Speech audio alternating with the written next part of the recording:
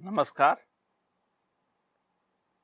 भारतीय साहित्य पर डॉक्टर अंबेडकर के प्रभाव की चर्चा के क्रम में हम दूसरी बार मिल रहे हैं। उनके लेखन का जो असर रहा है, उनके जीवन और आंदोलन का जो भारतीय साहित्य पर असर पड़ा है, उनके जीवन काल में जो पड़ा है, उनके बाद में जो पड़ा है, वो कुछ बिंदुओं में हम समझ सकते हैं। जिस जिन जिन जिन विचार बिंदुओं को उन्होंने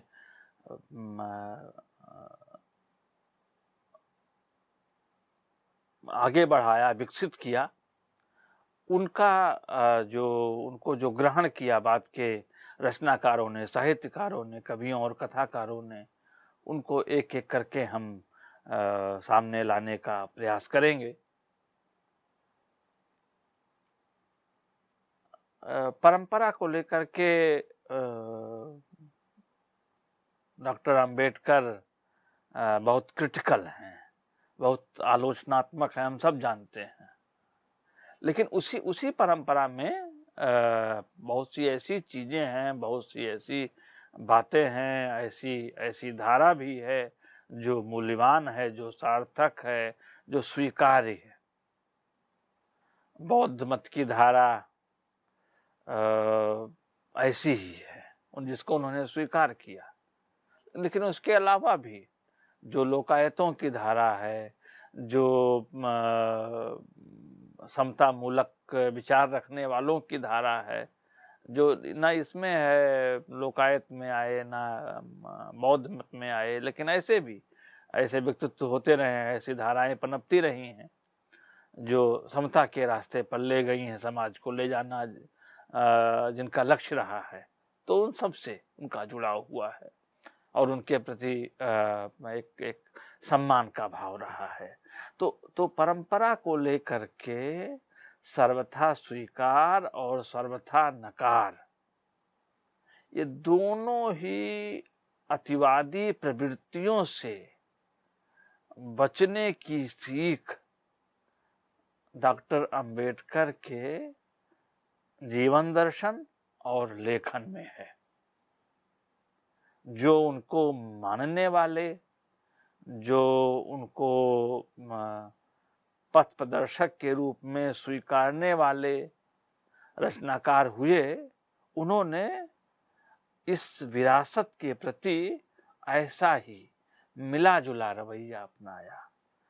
ना तो खारिज किया सब कुछ को और ना सब कुछ को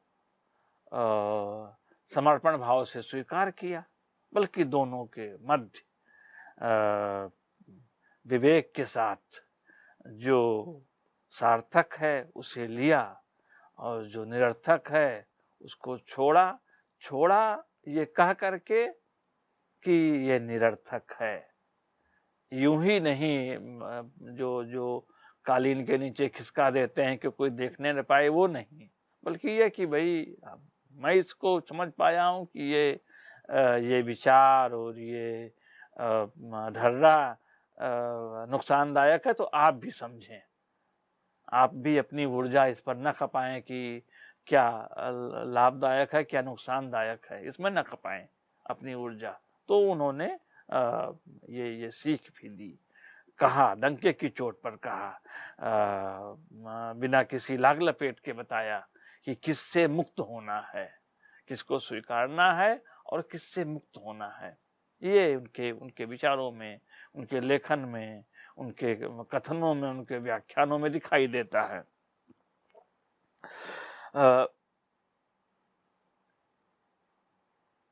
जिस बात पर उन्होंने सबसे ज्यादा जोर दिया, जिस मूल्य को उन्होंने जीवन का सर्वोच्च मूल्य स्वीकार किया, वह स्वतंत्रता है। अब ये स्वतंत्रता भी एक तरीके की स्वतंत्रता नहीं है। स्वतंत्रता के कई शेड्स होते हैं और इन शेड्स की परख कवि और साहित्यकार से बेहतर कोई नहीं कर सकता। तो एक स्वतंत्रता जो है राजनीतिक अर्थ में है, जो उनको, जो जिसको लिबर्टी हम कहते हैं, जो उनको फ्रांस की राज्य क्रांति से मिली, जो रूसो का दर्शन है, जो उस क्रांति को जीने वाले आंदोलन कर्मियों का दर्शन है, वो ये जो स्वतंत्रता है, उस स्वतंत्रता के बगैर चिंतन संभव नहीं है। इस स्वतंत्रता के बगैर जीवन को सार्थक रूप में जीना संभव नहीं है। इस स्वतंत्रता के बगैर लेखन संभव नहीं है, रचना करना संभव नहीं है। तो उस स्वतंत्रता को का उन्होंने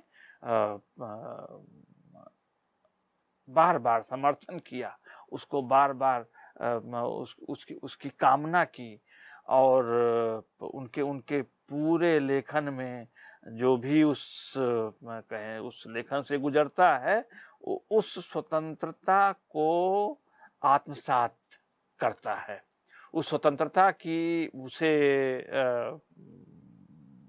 मतलब क्या कहें, उसका मूल्य उसको पता चलता है। जो भी इससे गुजरता है, उनके लेखन से गुजरता है, उनके विचारों से गुजरता है। तो बाद के भारतीय साहित्य में आज़ादी के दौरान भी और उसके बाद भी भारतीय साहित्य में जो स्वतंत्रता का भाव आया, और स्वतंत्रता भी जिसको हम पॉलिटिकल लिबर्टी कहते हैं, पॉलिटिकल फ्रीडम कहते हैं, ये वाली स्वतंत्रता, इस पर उनका जोर रहा है कि जो राजनीतिक व्यवस्था हो वो दूसरे की ना हो, वो थोपी हुई ना हो, अपनी हो। इसलिए उन्होंने कामना की कि जितना जल्दी चले जाए यहाँ से अंग्रेज, उतना ही ठीक। जहाँ भी मौका मिला अपने दलित समाज के उन्नयन के लिए उन्होंने सहायता ली उस सत्ता से, और सभी लोग ले रहे थे। ऐसा नहीं है कि सिर्फ वो बाबा साहब ने ली वो सहायता, सब लोग ले रहे थे, उन्होंने भी ली, लेकिन वो ये कभी नहीं चाहते थे कि देश ब्रिटेन का गुलाम रहे, अंग्रेजों का गुलाम रहे। वो चाहते थे कि जितना जल्दी यहाँ से जाएं उतना ही ठीक है, अपनी राजनीतिक स्वतंत्रता अपने हाथ में रहे। तो ये पहली चीज। जो दूसरी चीज है, जो ज्यादा गहरी है, गांधी जी का जो स्वराज है, तो वो क्या है? वो उसको आप देखें कि एक एक व्यक्ति स्वतंत्र हो, उसको हम स्वाधीनता के नाम से जानते हैं, स्व की अधीनता हो, किसी अन्य की अधीनता ना हो। और मुझे लगता है कि ये तो बहुत बहुत पुराना मूल्य है, क्योंकि जिसको हम हिंदी साहित्य का या भारतीय साहित्य का मध्यकाल मानते हैं, जिसको भक्ति कविता के नाम से, भक्ति काव्य के नाम से, भक्ति युग के नाम से जानते हैं, उसमें आप देखें कि इस स्वाधीनता को कौन पहचान रहा था? पहचान रहे थे संत रविदास या संत रैदास। संत रैदास के यहाँ आप पाएंगे कि ये स्वाधीनता शब्द कई बार आया है। पराधीन को दीन क्या, पराधीन बेदीन, रविदास दास पराधीन को सब ही समझे हीन। तो ये जो पराधीन होना है, इसमें हमारी कोई वक़्त नहीं रह जाती। पराधीनता पाप है, जान ले हुरे मीत। तो जो स्वाधीन होना है, स्वाधीन होना यानी कि जीवन का सार्थक होना। और ये स्वाधीनता किससे, पराधीनता किसकी? तो ये पराधीनता ये सांस्कृतिक पराधीनता है। यहाँ की जो परंपराएं हैं, यहाँ की जो प्रथाएं हैं, यहाँ का जो सांस्कृतिक ढांचा है, उसी में पराधीनता घोल दी गई है। ये बहुत कहें कि जटिल संघर्ष का क्षेत्र है। जब आप उस सांस्कृतिक पराधीनता को पहचानते हैं, उससे संघर्ष करते हैं। जिस तरह का संघर्ष किया था संत रैदास ने या कबीर ने। कबीर तो अमरपुर की तरफ ले जाने की बात करते हैं, रैदास कहते हैं कि हम बेगमपुर की तरफ चलेंगे। जो स्वाधीनता मिलेगी वो बरकरार रह पाएगी बेगमपुर में, जहाँ कोई गम नहीं है। और वो किस तरह की दुनिया है, किस तरह की यूटोपिया है, वो स्वाधीनता जो है वो वहाँ पर है। वहाँ तक जाना है, अमरपुर तक जाना है, बेगमपुर तक जाना है।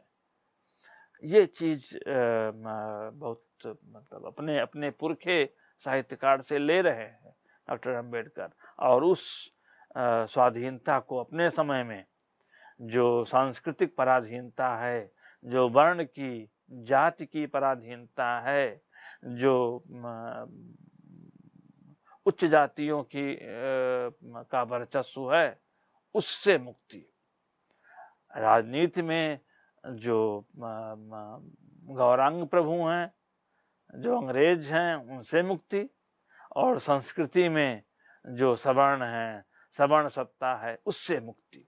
इन दोनों से मुक्ति चाहिए, इन दोनों से आज़ादी चाहिए।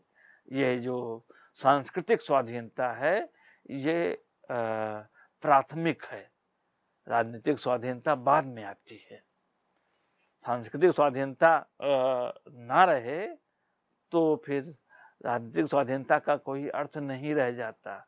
हम राजनीतिक रूप से स्वतंत्र होकर के भी पराधीन ही रहेंगे, ऐसा वो मानते थे। और ऐसा उनके अनुयायियों ने समझा,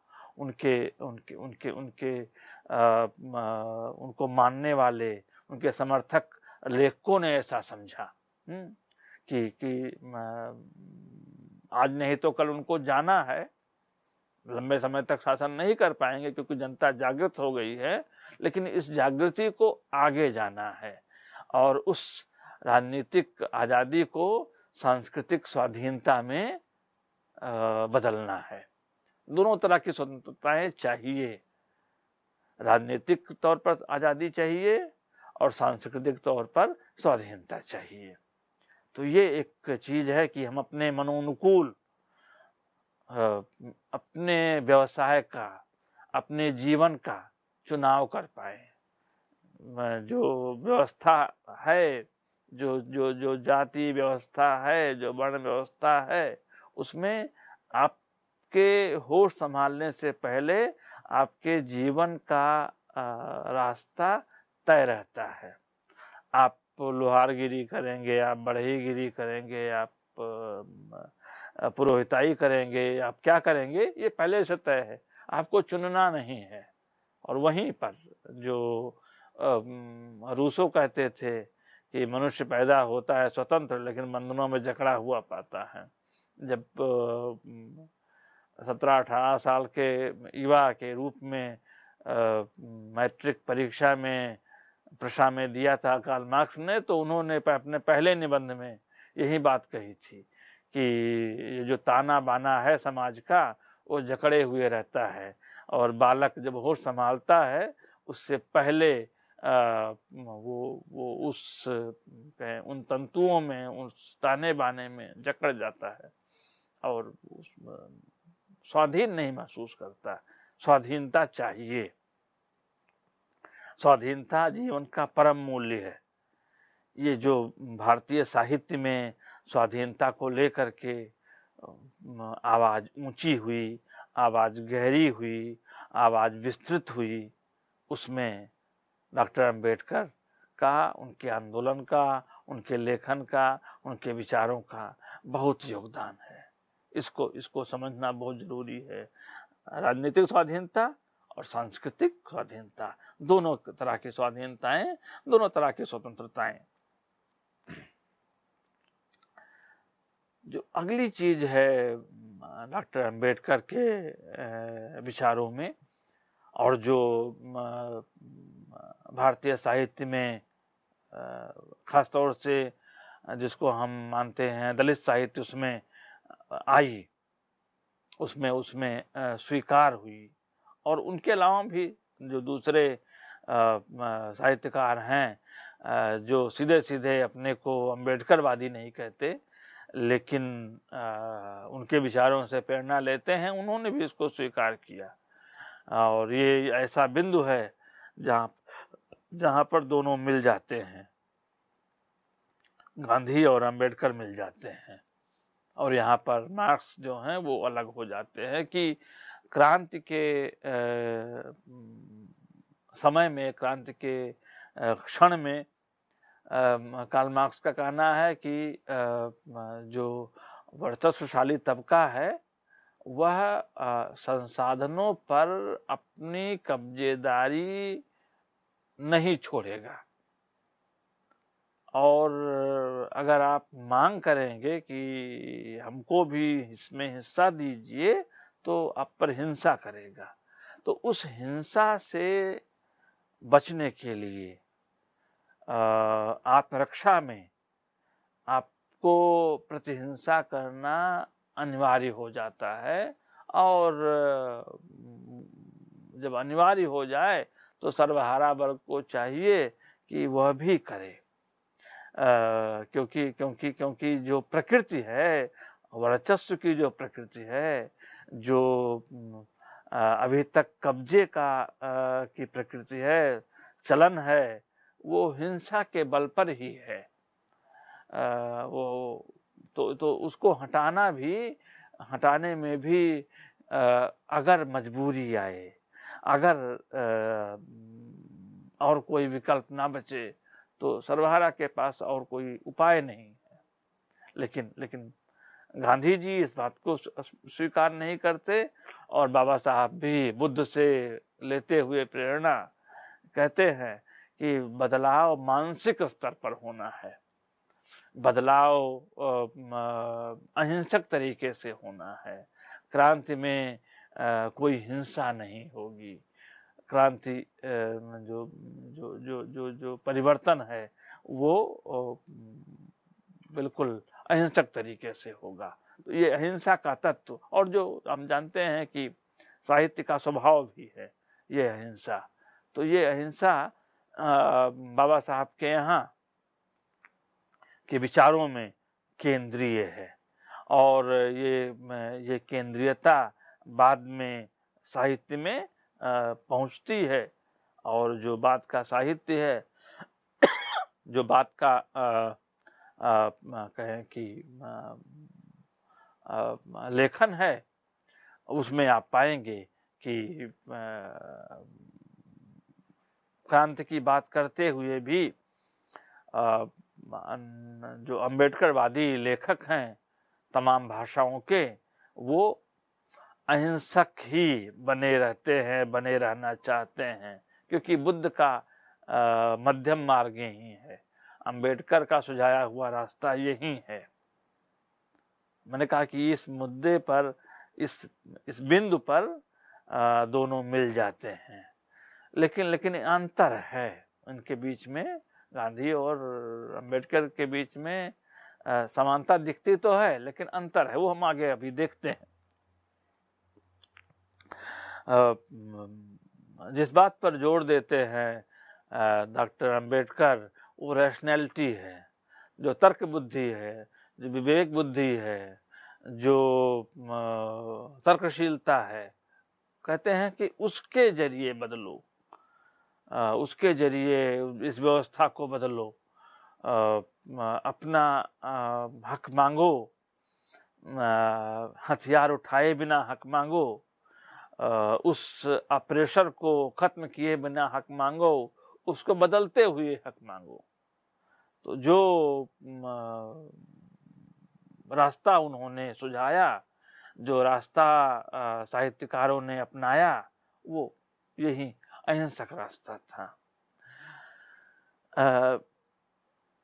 और जिस बात पर मैंने कहा कि दोनों में अंतर है, उसको भी कर लिया जाए, समझ लिया जाए। वो यह है कि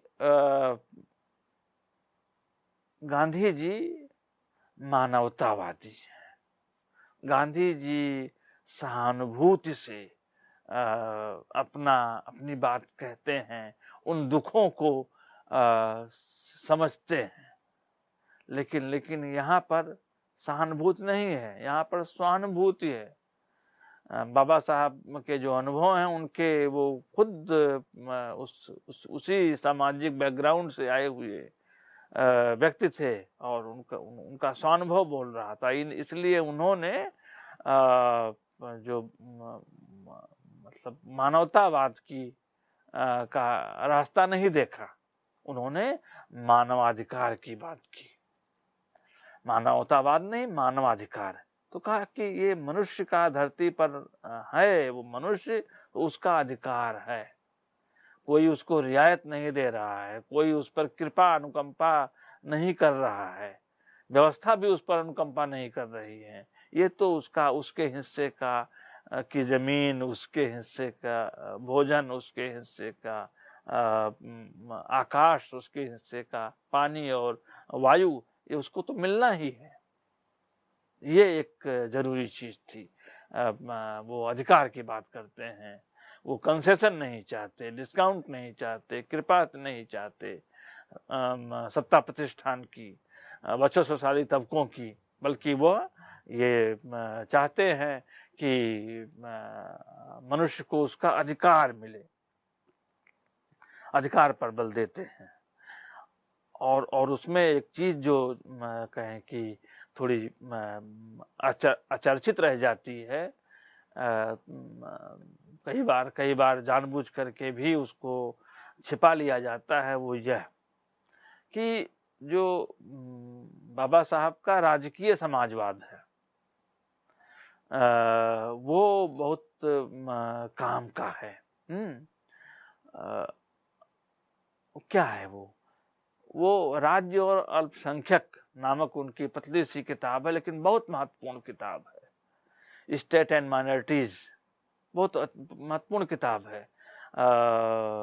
अभी हाल में ही एक लेखक रामायण राम ने उसकी तरफ इस किताब को लेकर के बाबा साहब अम्बेडकर के विचारों की छानबीन की है। उससे पहले कई आनंद तेलतुंबड़े ने या कमल भारती ने, हिंदी के जो ये लेखक हैं, या मराठी के राव साहब कस्बे हैं, जो वहाँ के अनिल हैं, या राहुल कोसांबी हैं, ये जो नई पीढ़ी के अम्बेडकरवादी लेखक हैं, ये इस चीज को रेखांकित कर रहे हैं, इस चीज को की तरफ ध्यान दिला रहे हैं। क्या है कि उत्पादन के साधनों पर जो भी जीने की लिए जरूरी संसाधन है, वह उस पर राज्य का अधिकार होना चाहिए। खेत हो, उद्योग हो, बड़े उद्योग हो, शिक्षा है, स्वास्थ्य है, बीमा का क्षेत्र है, ये सारे क्षेत्र राज्य के अधिकार में रहे। राज्य के अधिकार में रहेंगे तो दो बातें होंगी, और दो ये बातें बहुत जरूरी हैं। एक तो यह कि जिसको हम अफर्मेटिव एक्शन कहते हैं, जिसको हम सत्ता में हिस्सेदारी कहते हैं, उसको इंश्योर कर पाएंगे, क्योंकि वहां पर संविधान गवर्न करेगा और सबकी भागीदारी वहां पर होगी। और दूसरा, इन कहे कि चीजों तक सबकी पहुंच होगी। अगर वो निजी संपत्ति में के अंदर चले जाएंगे तो वहां तक पर सबकी पहुंच नहीं होगी। हाँ, किसी पर कृपा कर दी, किसी पर दया कर दी मालिक ने, वहां तक ले गए। तो वो नदी में किसने खरीद ली, किसी जंगल खरीद लिया, किसी ने पूरा कोल माइंस खरीद लिया। तो हम कैसे दावा कर सकते हैं एक आम नागरिक होने के नाते कि ये भी हमारी पहुंच के भीतर होना चाहिए? नहीं कर सकते। इसलिए वो चाहते हैं कि जो भी जीवन जीने के साधन हैं, संसाधन हैं, स्रोत हैं, वो राज्य के अधिकार में रहें, और राज्य जो है वह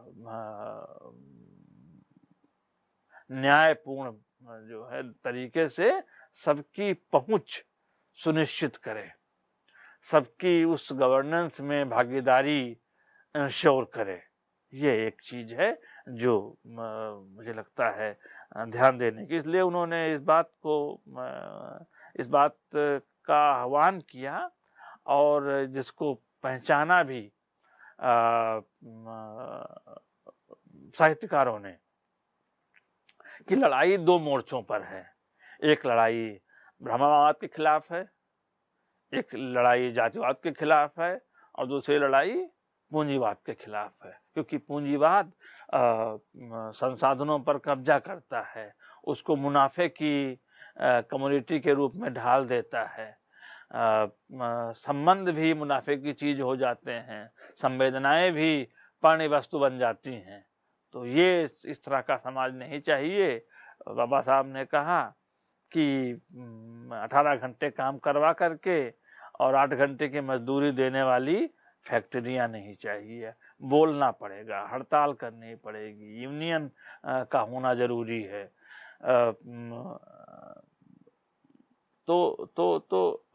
चाहे चाहे वो बड़े कारखाने हों और चाहे वह जो सेवा क्षेत्र है, बिजली है, स्वास्थ्य है, शिक्षा है, ये सभी राज्य के अधिकार में रहेंगे तो राज्य सबको मुहैया करा पाएगा, सबको राज्य दे पाएगा। और नहीं तो पूंजीवाद सबको अपने अधिकार क्षेत्र में लेकर के और सबको मुनाफे की वस्तु बना करके, और जो रसूख वाले लोग नहीं हैं, जो जनता साधन रहित है, उसको वहां तक कभी पहुंचने नहीं दिया जाएगा। वो तो कहें कि शोषण का शिकार होती रहेगी और उसके श्रम का कोई वाजिब मूल्य नहीं मिलेगा। वाजिब मूल्य मिले, लोगों की डिग्निटी कायम रहे। डिग्निटी तब कायम होती है ना जब पेट भरे होने की सुनिश्चितता हो, पेट भरे होने की गारंटी हो। अगर पेट नहीं भरा है तो डिग्निटी किस बात की, कौन सी डिग्निटी है? आप खाली पेट में किस डिग्निटी की परवाह करेंगे? नहीं कर सकते। तो उन्होंने कहा कि दोनों तरीके हैं। ये जो डिग्निटी को तोड़ने वाली सांस्कृतिक व्यवस्था जिसको उन्होंने ब्राह्मणवाद कहा, और जो उस डिग्निटी को पानी बस्त बना देने वाली व्यवस्था है जिसको उन्होंने पूंजीवाद कहा, जो तब से लगातार बदलता गया। दोनों चीजें बदलती गई, दोनों ने अपने नए नए भेष धारण कर लिए हैं। तो वो चीज भारतीय साहित्यकारों ने पहचानी और दोनों के विरुद्ध एक साझा मोर्चा बनाया। ये हमारी दूसरी बात है जिसकी तरफ मुझे लगता है कि मैं जिसका अंत जो है करना चाहूँगा ओम प्रकाश वाल्मीकि की कविता से, जो उनका पहला संग्रह छपा था, सदियों का संताप। उसमें है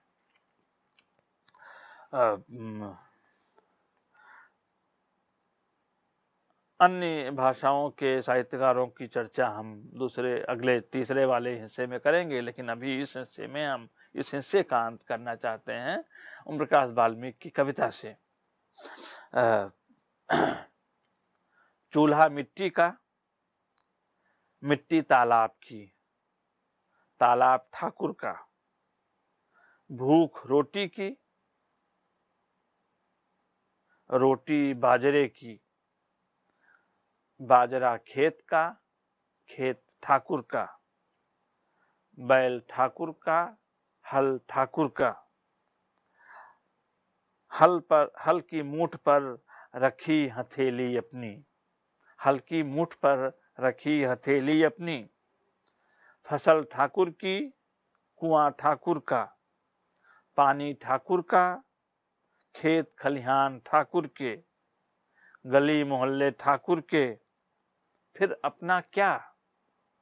गांव, शहर, देश।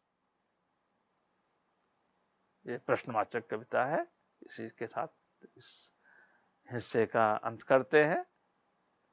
धन्यवाद।